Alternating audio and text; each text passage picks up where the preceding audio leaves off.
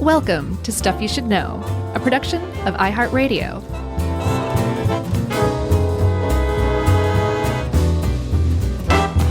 Hey, and welcome to the podcast. I'm Josh, and there's Chuck, and we're flying solo again, which means we hopefully won't crash this joint.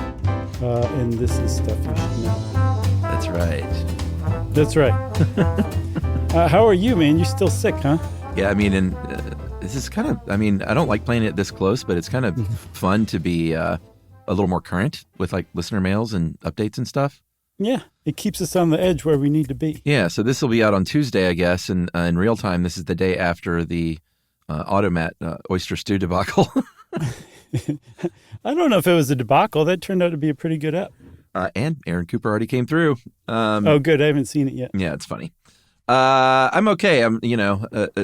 Things subside in the early afternoon, so I'm actually feeling a little better than I was like 20 minutes ago even. But man, that's crazy. Yeah, I got to go to the doctor and just get it over with. You do. I heard that there's a really bad norovirus going around, and that's got to be what you got, man. It going around Mexico City?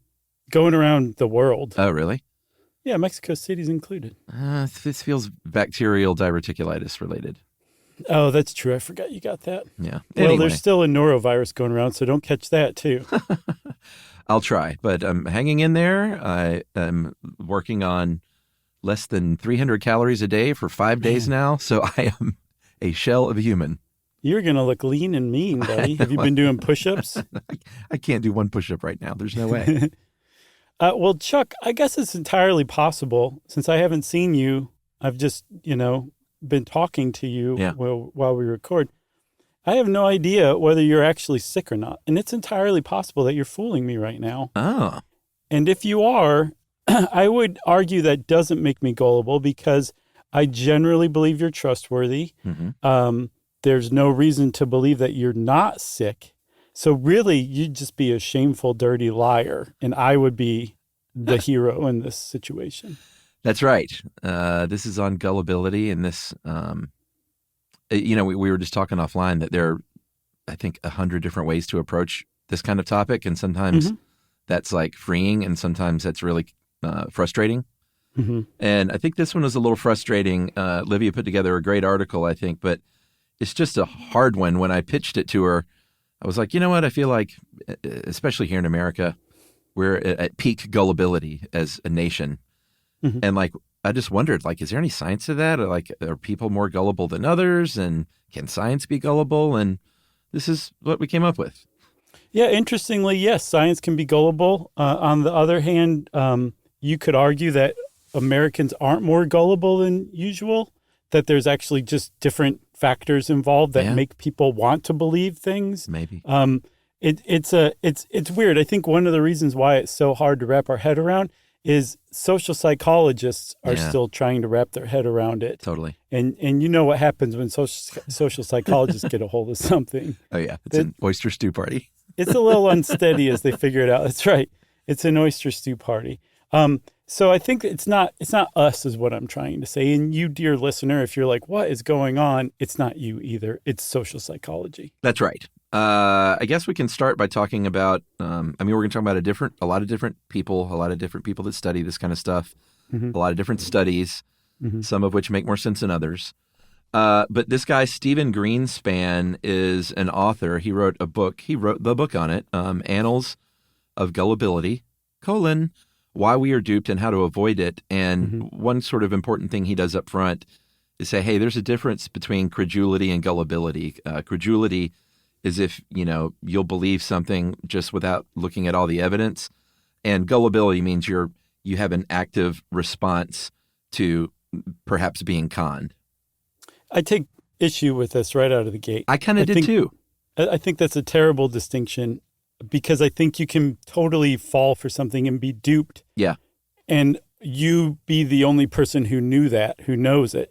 Somebody could say something that duped you and they don't stop and focus to get like that question of whether they duped you or not answered. They just keep going on. But you've been duped. You don't have to respond to a Nigerian prince email or send somebody a bunch of Walmart cards to get out of some random federal case that's against you. To have been gullible, you just have to believe it. in usually in the absence of any kind of supporting evidence, and sometimes in the presence of contradictory evidence. That's gullibility in my understanding. That's you're believing something without bothering to go check it out. And that to me is the baseline of gullibility. I totally agree. I thought that definition was really weird, and I'm glad both are in here, though, because sometimes it's a nice contrast. But along the lines of what you were saying, there's a group of researchers, social psychologists from Macquarie University. There can be a lot of Aussies in this. You can say that name better than that. Macquarie? Oh, like Aussie style? Yeah. Macquarie? Not bad. Although anytime you do that, you sound like Murray from Flight of the Conchords Murray, to me. Present. Alessandra K. Tunise, maybe? That's what I'm going with. Defined it much in the way you would and I would, and I think a lot of people would, which is simply the propensity to accept a false premise in the presence of untrustworthy clues. Mm-hmm. That's it. That's it. You don't have to act on it. No. You could just believe. What's up with and Greenspan? No one in the world could know besides you that you believed, and you're still gullible in that sense. The thing that I really stood out to me that we'll talk about a lot more, though, is you could make a really good case that people aren't as gullible as other people think they are. And I found that kind of reassuring. We'll talk about that later, but I don't want anybody to get the impression that we're just like, yep, people are generally stupid, and here's how they fall for stupid stuff. No. You're probably stupid too. That's not actually what the science of gullibility has turned up. No, and there's a lot of factors, and this is where I think Greenspan did kind of hit on something. His 4 factors of gullibility, situational, like if everyone else is doing it and there's a lot of social pressure, like all the bros are investing in the same cryptocurrency, and it's at a great price, and you're like, oh man, I got to get in there. All the guys are, everyone's in on that. So there's social pressure where you can fall for something. Cognitive issues like, well, as we'll get to later with, our senior friends, sometimes there's like legit brain cognitive issues. That's a different thing than this. But this is just lacking expertise, and, you can't evaluate what you're being told because you're just not, I don't want to say smart enough. You're just not an expert in whatever that is. Yeah, you're not informed enough in that particular thing. Yeah. What else?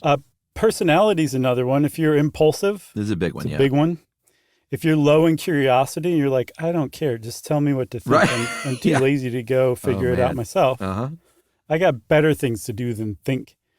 Or if you have a high need for independence. And this struck me quite a bit because if you're independence minded, you don't need smarty pants, pencil neck college boys telling you what's right or what's wrong or what's true or what's false. You can figure it out yourself. Yeah. And those people are actually at high risk of being duped, which is really surprising.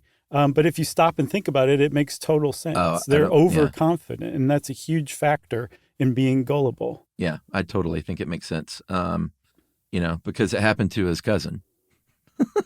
That's right.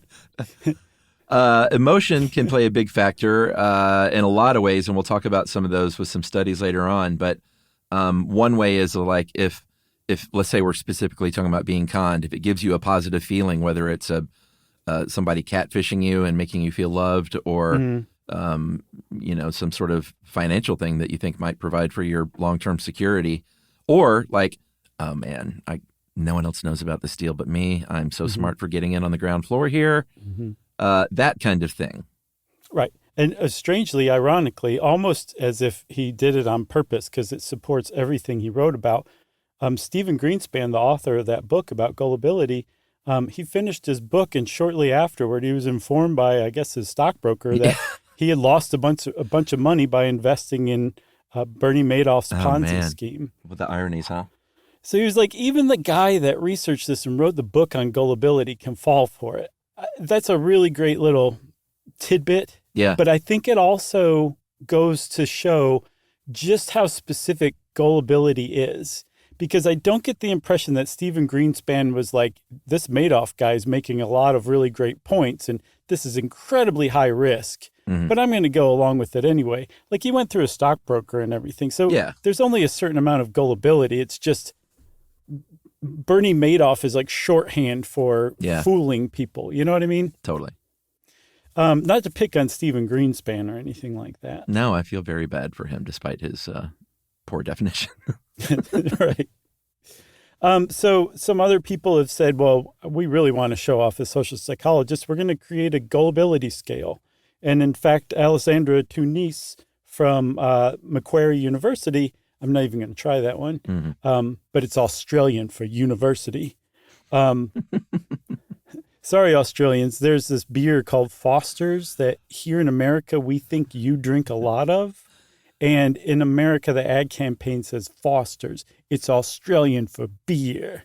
I love that you barely use an accent. You just say it seriously, and that gets the point across. Right. It makes people pay attention. Australian for beer. Got it. That's the best I can do. That's how I think Australians talk. Yeah, so this gullibility scale was self-reported, basically like, self-reported meaning, do you think others, do you perceive yourself as gullible, and do you think others perceive you as gullible? Mm-hmm. And then they filled in with some other questions like how persuadable are you and stuff like that. Mm-hmm. And it actually, for a self-reported study, which, a lot of those can be tough, this seemed to work out pretty good for them, don't you think? It did, because they backed it up. They, I can't remember what it's called, but they tested the validity. They tested the validity of this self-reporting panel and found that the people who reported themselves or scored the highest on gullibility on this test were more likely to click a link on a phishing email than people who scored low. That's right. So it seems like a valid test. And one of the things, I went and looked it up, Chuck, and one of the questions wasn't even a question. It was, you are very persuadable. And the only option to check was yes. Ah, what? No, I'm kidding. Oh, man. This is so upsetting. That's all right. You're not at 100% at all. I didn't think you would take advantage of this today. It was more the joke. I wasn't trying to take advantage of you, although I realize now that I did, and I feel terrible. Buddy. All for the show. On that scale, they found some traits that were common among those that scored high in gullibility. Social intelligence was one of them. That'll keep coming back over and over. Vulnerability, emotionality, which we've talked about a little bit. Weak sense of self, which also comes up in different ways. I think you found an article about how parents can wreck kids by not giving them self-confidence, right? And they'll end up gullible. Yeah, pretty much. And depending on, and it doesn't even have to be like, you're such a stupid kid every day. It can just be things like where your opinion is not really heard or validated, or just all sorts of little missteps that parents can make that make parenting a living nightmare. You can carry on as an adult, and it can make you doubt your own opinion, so you're not going to speak up. It can make you be afraid of looking stupid, so you don't ask questions because you don't want to seem like, oh, I didn't immediately get it, so I'm going to look dumb if I ask these questions. It just sets you up for being more likely to be a victim of being duped than somebody who has a lot of confidence. Yeah, I have a good friend who had a pretty bad stepfather, and the abuse in this situation was exclusively he made him feel stupid at every opportunity. That is so wrong. That guy should be in jail. He's passed on now, but it's I can't think of any. I mean, there are all kinds of things that are worse, obviously, but something so damaging for such a small person to do that to a child. Yeah. And literally like, oh, you think so? Like, just that's how he was talked to his whole life growing up. It's awful. Man, that is rough. And he's super gullible. Oh, is he really? No, actually, I don't think so. Oh, you got me back. There you go. We should just do that to one another like every minute or two.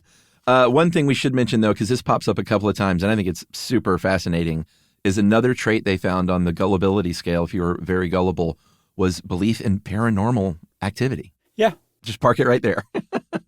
But I guess that depends on whether paranormal activity is real or not, Well, I guess so. I mean, that's described from a point of view where you're just like, that's all fake anyway, so. Yeah. Duh. One of the things about social intelligence that's worth pointing out, so that's basically a package that you can have. Some people are much better at it than others, but basically everyone alive in a society has some degree or other of this package of skills that form social intelligence, like whether or not you're good at conversation, whether you are good at effective listening, what your knowledge of like social roles and social scripts are, and then awareness of like what make other people tick, and then what people think of you. And you put all this together, and if you have like high emotional or social intelligence, you're going to be able to navigate interactions with other people much better than somebody with low intelligence. Yeah. Part of that is not getting scammed by somebody, by being able to be like, you're a scammer and I'm not going to send you a Walmart gift card. No. Yeah. And it's a trait I think that you can't necessarily teach, but is really beneficial to have as a human. Yeah. I admire people with high social intelligence because it's not just, being able to spot a scammer. It's being able to see the best in other people. Yeah. And I think to bring out the best in other people and let them bring out the best in you. And that's just, it's maybe in another life. Maybe in the next lifetime. Oh, buddy. I think you're great. They did another study at the University of Leicester where they found that childhood traumas can really affect you later in life in terms of gullibility, like any kind of bullying, a death of a family member or something like that. Mm-hmm. It leads you more susceptible to fall for tricks later in life. And apparently they say it could be because that kind of trauma just makes it hard to trust your own judgments and I guess everyone else's intent. For sure. And then some people, because it's actually kind of counterintuitive, you think if you've gone through the school of hard knocks, mm-hmm. I think is the way that this study put it. Yeah. You would think that they'd come out like much more world wary and like suspicious of people. And so they'd be less likely to fall for a scam. But no, instead, like you said, they question their own judgment for having gone through what they went through. So that's terrible. It is. It is very terrible. Childhood is just fraught, know? It really is. It's a wonder any of us can function in any like real way. Oh, I know. I mean, we're pretty good parents, but I often think like, how are we messing her up? Because I know we are in some way. Yep. I mean, I can't imagine. Like that's got to just keep you up at night sometimes if you think about it too much, I sleep pretty good. Good. You just wake up to throw up every hour. I think just try to limit that stuff as a parent. Like you can't be perfect. Right. I mean, my brother's a perfect parent, but there's only one. Scott. Another thing I thought was interesting, and this makes total sense, is if you rely on your intuition a lot, mm-hmm. You're a lot more vulnerable to being duped by something. Just like, some people have a good gut, and some people think they have a good gut, but do not. Yes. Another one that really stood out to me, though, that this I would not have predicted is the more cynical you are, studies have found I like this. That the likelier you are to be gullible or mm-hmm. duped.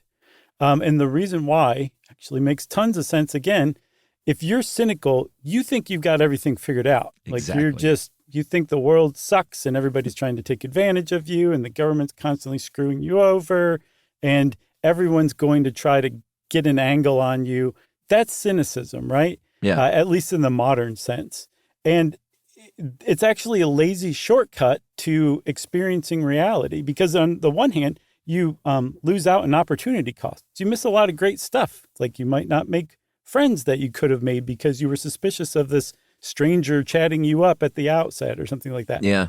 But as far as gullibility goes, if somebody comes along and talks to you in your language, they can pull one over on you much more easily because they are tapping into your cynicism, which again is just lazy shorthand for experiencing reality. It's based largely on intuition and supposition and not necessarily taking each experience and looking at it based on the facts as a unique thing. It all has this one cast to it that's the same, and that's just not how the world actually works. Yeah, and I think, that kind of suggests that if there's like a country with an authoritarian leader in place, like the simple sort of easy to understand radical solutions that are pitched out oftentimes in those situations are very easy to fall for if you're a gullible person, because that itself is a mental shortcut. Well, we just got to do this. For sure. And then conversely too, not being cynical requires way more brain power and thought and just participation than being cynical does. Like you have to actually ask yourself, is this true? What kind of source is this coming from? I might need to go do some research. I might need to ask people. It's just so much easier to be like, nope, they're screwing me over. I don't even need to bother to look into that. Because you're also defending yourself at the same time from getting taken advantage of. Again, until somebody comes along and is talking your language, and then you will oftentimes fall for whatever they're saying. Yeah. Should we take a break? Yeah. All right. We'll take a break and talk about mood right after this.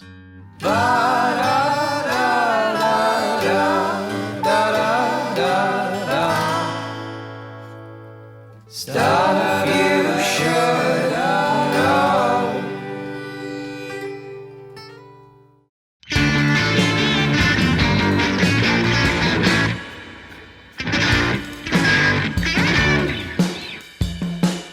All right, we're back. We promised to talk a little bit about mood because the fact is you are not always gullible or always not gullible. Everybody could get duped at any time. From that changes from day to day, sometimes from hour to hour, depending on a lot of factors like mood.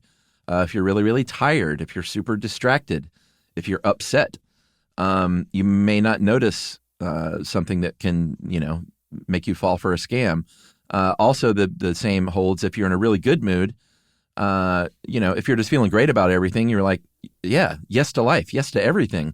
There was a study in 1938 by a researcher named Gregory Razran who found that giving a free lunch made people more receptive to a political message. And apparently that is sort of where the sales lunch started, taking people out to sell them something and feeding them.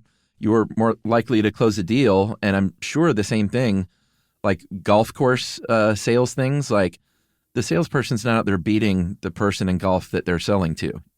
I guarantee it. I don't know how that works, but I imagine you're letting them win and feel good about stuff. Yeah, think about how good you have to be to purposefully lose at golf. Oh, I could play bad golf on purpose, and I'm not good. Oh, really? Yeah. Okay, well, I take that one back. And on accident. So, yes, but on the contrary, if you are upset, if you're sad, if you're depressed, if you're mad, if you're in a low mood, you are actually more likely to pay attention to granular things. I think it actually kind of ties into rumination, where you're just thinking about stuff. You're turned inward. So if somebody comes along and tries to sell you something, that makes sense. It's going to be harder to slip it past you because you're paying attention more than somebody who's like, yeah, whatever, let's have another round. Right. So overall, if you think about people who might be gullible, you might think, if you're going to stereotype it, like people, like kids, very young people, very old people, and people that aren't very well educated. Obviously. But it's not necessarily true. What? There's a lot of factors, one of which I mentioned earlier.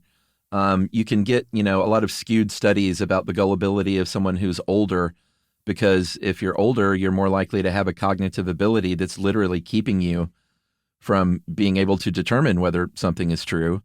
But they've also conversely found that sometimes they're a little more protected because they're constantly have their children and everyone else saying like, no, watch out for scams. They're trying to scam you. Everyone's trying to scam you. Right. Yeah. So it's like a self-fulfilling prophecy that they are less likely to be scammed because they're so vigilant. That's amazing to me. Yeah. So there was this one study that kind of backed all this up from the University of Tirana. And they looked at adults 60 to 90 who handled their own finances. They didn't have any diagnosed cognitive issues.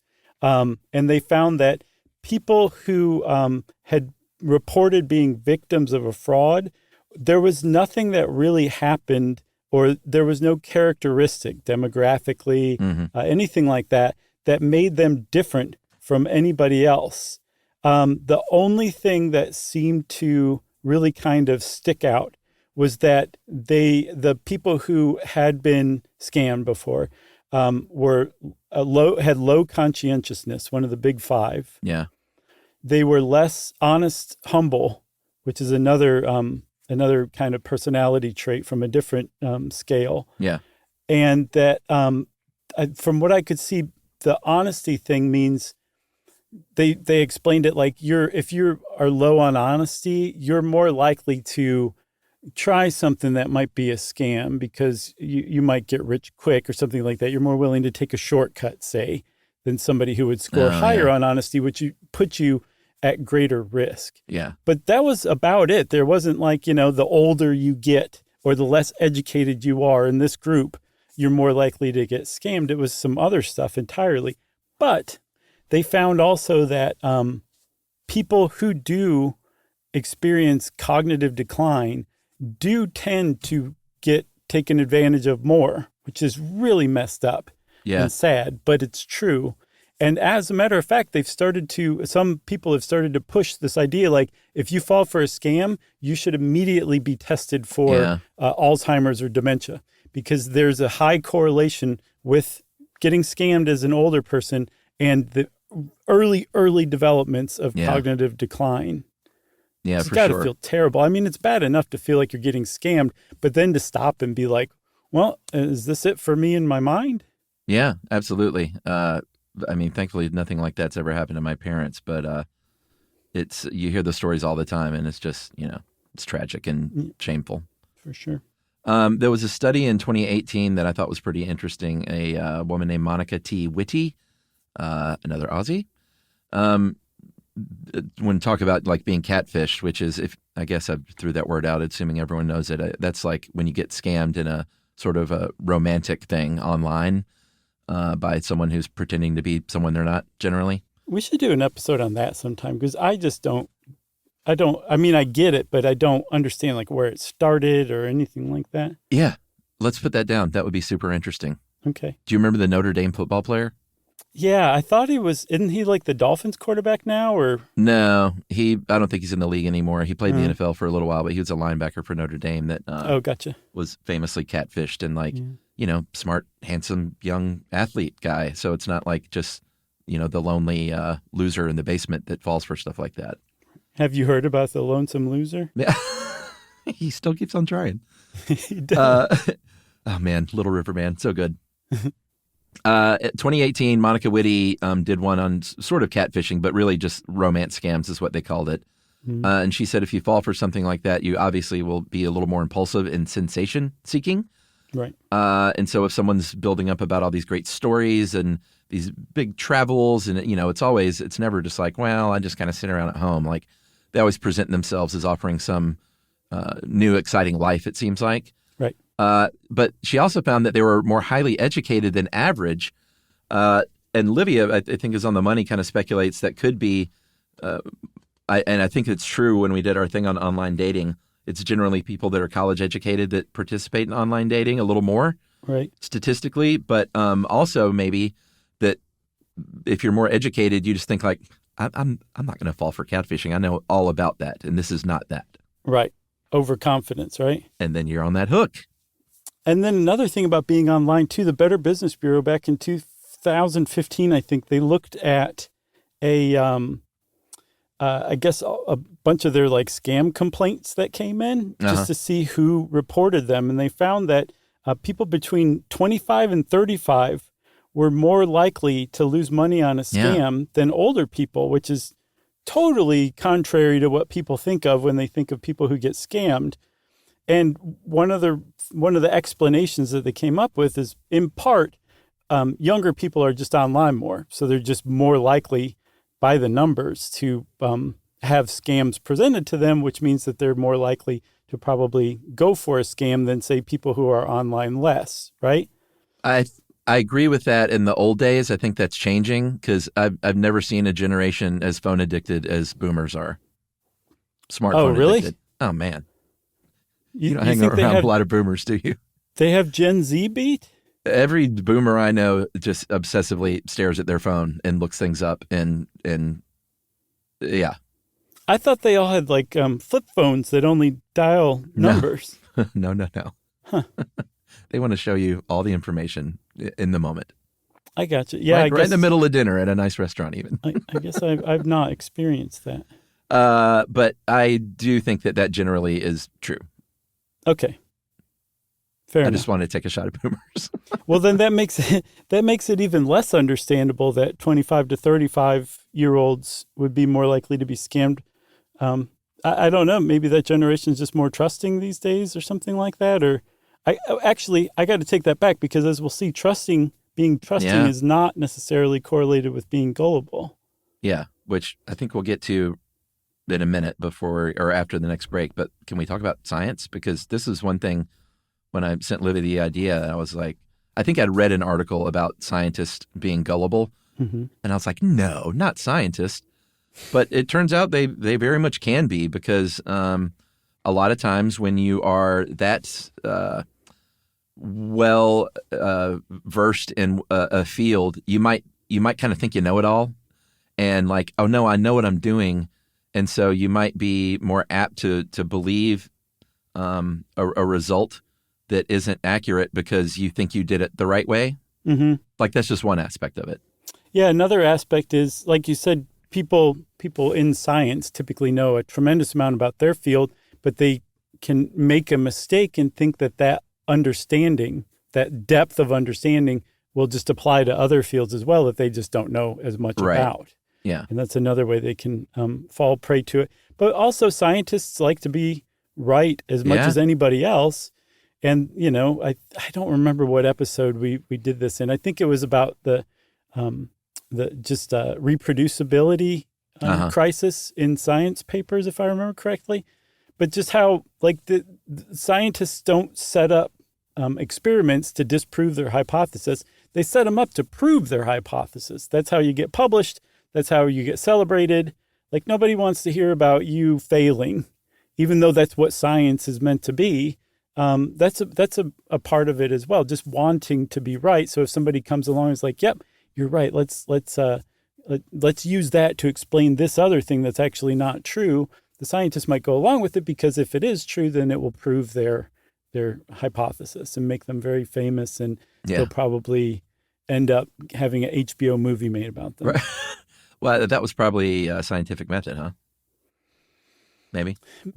But I mean, we definitely talked about papers just being, some of them just being outright fraudulent because their experiments are set up incorrectly. It could have been scientific method. Yeah. Or like the little student in Rushmore that faked the results. I always loved that part. I don't remember that part. You know, Max has his sort of little budding girlfriend at the end. Mm-hmm. And he says something about she won some science award, and I think she had to give it back or something. And she said, he's like, why? She said, I faked the results. That's right. It didn't work, so I faked it. Yeah. I thought that was her line where she tells Bill Murray that she won't dance with him. It was a little out of nowhere. Oh, interesting. Yeah. I get that. A little harsh, I think, is what I'm trying to say. Yeah. Who doesn't want to dance with Bill Murray? I do. You and Lucy Liu. All right. Wait, Lucy Liu doesn't or does want to dance with Bill Murray? No, I don't think she does. They were on Charlie's Angels together and had some words. Oh, that's right. I remember that. Yeah, so I doubt if she's dancing with Bill. Okay. All right. Should we take a break? Wait, before we go to a break, I was saying I would like to dance with Bill Murray. Oh, yeah. Okay, just want to make sure that no one walks away to this ad break thinking that I don't want to dance with Bill Murray. Yeah, I was being sort of a opposite with my Lucy Liu joke. Gotcha, okay. This, I'm not firing on all cylinders. I'm doing my best. I'm not either, apparently. All right, we'll be right back, and Josh will lead off with a little bit on trust.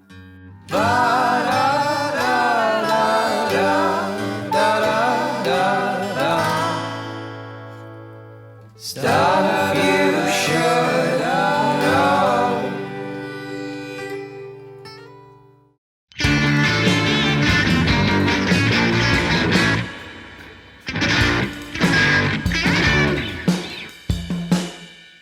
Okay, we're back, everybody. And I mentioned before that trust is not necessarily correlated with gullibility. And I love that. That just makes me feel good about the world again. You know? You can trust people and think the best of people and still not be gullible. Yeah. And so we'll kind of explain why. But there have been study after study after study that basically say, yeah, that's actually true. Like, you can have a high level of trust, be tested for that kind of thing, and you're not more likely to be gullible. And in fact, it seems that if you are a higher trusting person, you're actually less likely to be gullible compared to, say, like the cynic. Right. Like, there's this researcher named Toshio Yamagishi, who's considered one of the most prominent researchers in gullibility and trust. out of Hokkaido University. I know how to say Hokkaido. I don't know why I had trouble with that at first. But one of the things that Yamagishi did in the 1990s was to tell people who scored high in trustingness and other people who scored low about the story of Bill. And Chuck, I think you should take it because Bill's got a great story. Yeah, I kind of understand this, but not 100%. But I think I get it. So what he would say is, Bill, your friend Bill, stayed at a hotel for a week. Mm-hmm. He was only charged one day. Do you think he would tell the cashier about this, even though there's like no chance, let's say there's no chance of him getting caught later on? Do you think he would do that? And people who scored high on their trustworthy score, like people who were trustworthy, they were more likely to say that Bill would do the honest thing. But when he added in a twist here, which is to tell them some negative things about Bill, like, by the way, just want to let you know, Bill also cut in line the other day. He also makes his stepson feel stupid. He also makes his stepson feel stupid. But if they added in a couple of nuggets like that, negative things about Bill, the people who had high trust in people generally put a lot more weight on that additional information than the other people did, the people that were low in trustworthiness. Right. But the bottom line was, even with positive information, like Bill littered, but he also cut in line, if you took all of the tallies, you would see that people who were low in trusting others and people who were high in trusting others, they had about the same scores. So this research from Yamagishi and others shows that, like, you can trust other people and it doesn't open you up to being taken advantage of. And that just doesn't make any sense, because just the idea of being gullible means that you're trusting what somebody else is saying. That's the popular conception of it. But as we've seen, really the idea of gullibility is trusting what somebody says because you either don't care enough to go figure it out yourself, because you don't feel like thinking for yourself, because what they're saying confirms your biased beliefs, not that you just trust people in general. And the explanation that I saw that really kind of drives it home for me, Chuck, is that people who have high trust are also more discerning. So they would have probably a better social intelligence than people who don't trust as much. And that makes sense, because if you don't trust people, like the cynic, you're actually protecting yourself. You're guarding yourself. You know that you are probably not as discerning as other people.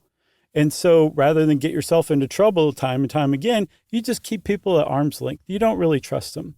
Whereas if you are high trusting, you are better at discerning. And that either means that because you're good at discerning, you have the freedom to trust other people because you can be confident in your judgment of other people, and you're probably not going to be taken advantage of. Or if you are just a trusting person by nature, you have to have a higher discernment or else you're going to be taken advantage of. Either way, high discernment and high trust go hand in hand. Yeah, and that can be a very freeing thing. And that's how Yamagishi sort of thought about it when he talked about his emancipation theory, which is if you're trusting, you're kind of, or if you're untrusting, I guess, you're kind of shackled in a way, because you may just be stuck in a place, because why hire a different person to do it? Because they're just going to be a scammer too. And so you can get stuck in this cycle.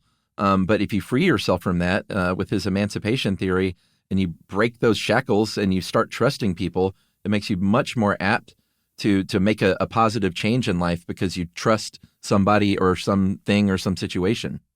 Yeah, because at base, you can go through life not trusting other people, and you can make it all the way to old age and die at pretty much the same age that you would have had you trusted people.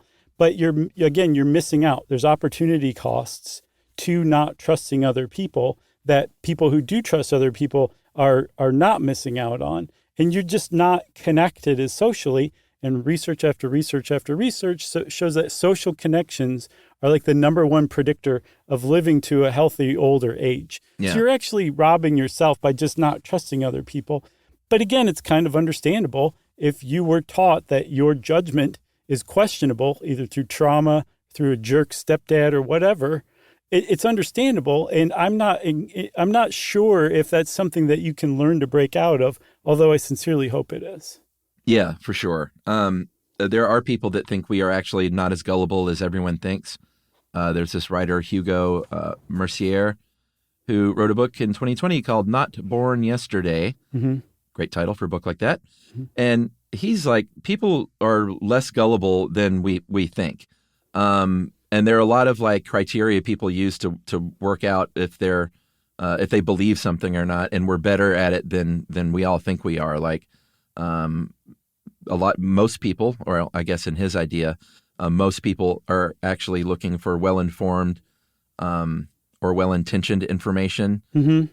Or if it's has logic to it, if it's logically strong, or maybe people are less like this, which is I'm just going to accept something, or I'm sorry, I'm not going to accept something as a new piece of information because it's not something that I have found to be true.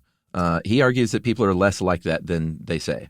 Yeah, and people also judge other people to be more likely to be duped than they are, more gullible than they are. But yeah, his whole message is like, no, we're actually, as a group, as a species, not all that gullible. What appears to be gullibility is actually just somebody not caring enough to argue a point, or they're accepting information, but they're hanging on to it loosely. Livia, I thought this is awesome. She pointed out that if you are shown like an AI-generated baby peacock that looks super cute and has huge eyes and is colorful and is nothing like what a baby peacock really looks like, if you're not like a peacock researcher or your job doesn't depend on positively identifying baby peacocks, it doesn't really matter if you think that that's what they look like, because you're holding on to it loosely enough that if somebody comes along and it says, that's not what baby peacocks actually look like, you're not going to that's not the hill you're going to die on. You're going to be like, oh, that's crazy what AI can do, or, oh, it got me, or just be like, great, I now know what baby peacocks are look like. And that's his point, is that's not gullibility. That's just not stopping to analyze, whether it's true or not, because it just isn't that important right then. Yeah, exactly. He also points out in the book, when it comes to like propaganda, that propaganda isn't something that can usually really completely change someone's mind. Mm-hmm. What propaganda is good at is taking someone who already has those beliefs and putting them on turbo speed and reinforcing them. Even like the Nazi propaganda machine, he contends probably wasn't making someone anti-Semitic. But if you were anti-Semitic, then it really drove you down that road at a pretty fast pace. Yeah, because it came at your beliefs and said, yep, go for it. Like that's the official line now is anti-Semitism. Yeah. Yeah. And also similarly, political ads don't really work. That's what they say. Yeah. And that makes me wonder, though, if that's just being suspicious of the messenger because of polarization, that you're not going to be like, let's hear what this opposing political party has to say about Medicare. I'm really interested. I'm going to keep an open mind. No, it's like this message is from the opposing party. I'm just going to laugh at it because it's just so full of it. Yeah. I mean, I think political ads are terrible and ridiculous and so overvalued. But I feel like these days it's less like, it's more just beating that drum of like, aren't you mad? Aren't you mad? Go vote. Go vote. I know, man. Yeah. The thing is, though, is this none of this is to say that people don't get scammed. There's a group called the Global Anti-Scam Alliance, which sounds like a scam itself. They came up with a report. They came up with a report that found that worldwide people lose $1 trillion to scams every year. Man, and that's a lot of money. But some of these same researchers are like, hey, there's actually some short, easy stuff you can walk around in your head with to use to apply to new information to protect from being gulled, which is actually a word. Let's hear it. Do you have a list? Yeah. One of them is the first step is to admit that you're as susceptible to being scammed as anybody else. Okay. Yeah. Just a reality check. Yeah. Well, it also puts the kibosh on being overconfident, which again can increase your chance of being duped. Yeah. Yeah. Don't make emotional decisions like we talked about. Keep a lid on impulsivity. Mm-hmm. Don't respond to act now, supplies are running out, kind of like come-ons. Don't respond to false scarcity. Remember people hoarding toilet paper? Yeah. Oh, yeah. Those are emotional decisions. You want to just stay cool and level-headed. Another one is ask questions, ask for more information. Yeah. Don't be afraid to look dumb. That's a big one. Yeah, it's a big one. And then consider the source. Is there any supporting information? And when you put all of this together, you are probably going to come up with a good decision or understanding. And if you're being gulled by somebody, that's a real word, you are probably going to say, I don't believe what you're saying. You, sir, are a cad and a scoundrel. Right. Please get out of my face before I smack you with my glove. And we have to duel. We get, I'm sure anyone who works for big companies get these, and maybe even small companies do this, but when they send out the test, like the test phishing emails, mm-hmm. and then like the next day, you'll get an email that's like, did you fall for it? Right. I'm always nervous. I'm like, oh God, did I click on that thing that, from, facebook.gold.au? Right. It's usually there in the email address, Well, at least the next day when they send out the email, they ask if you fell for it. They don't show like a list with pictures of all the people who did fall for it. They should do that. Just pictures of everyone. You got anything else? I got nothing else. I think, we did a pretty good job on this one. I agree. And that is no fooling. And if you want to know more about gullibility, go do some research yourself on it. That's kind of the point of not being gulled, which is a real word. And since I said that, it's time for Listener Mail. This is a great current listener mail from Thursday's episode, mm-hmm. yesterday to us on Automats. Right. Hey guys, two friends and I gave each other a graduation present from high school in 1970 and spent a week by ourselves in New York, where we went to the Automat, and it was still great in 70. 4 years later, this gets so good. 4 years later, as a senior in college, a group of us did an independent study in humor in music as an excuse to do a concert of Bach stuff. I got to be the soloist in the Concerto for Horn and Heart Art. Nice. And he sent a video. Unfortunately, it was just audio. I mean, it sounded like a hoot, and really, it was great, but I wanted to see everything. Because here's what they did. This piece is for orchestra and also a table filled with various household items to play. Ideally, they should have been picked out of an automat on stage in order to play them. However, this is beyond our set construction abilities. We did at least have the recommended banner overhead reading in Latin, "Less work for mother," along with trying to master the rather challenging music. It involved me running around Gettysburg with a pitch pipe, trying to find bells, pots, auga horns, and lots of other items that played specific notes. This is so great. Thanks for sparking those wonderful memories.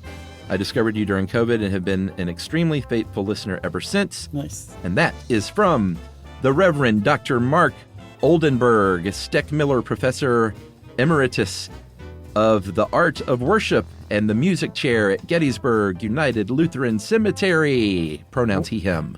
Wow. Also the most interesting person we know now. Totally. Reverend Mark, write in more, please. The Dr. Reverend Mark. The Dr. Reverend. Esquire. The Reverend Doctor. Sorry. Either way. Yeah. Pretty impressive. Thanks a lot, Mark. I'm just going to call you Mark for now because I feel like we're on a first name basis. That was a great email, great story. And if you want to see if you can top Mark, you can send us an email too. Send it off to stuffpodcast@iheartradio.com. Stuff You Should Know is a production of iHeartRadio. For more podcasts from iHeartRadio, visit the iHeartRadio app, Apple Podcasts, or wherever you listen to your favorite shows.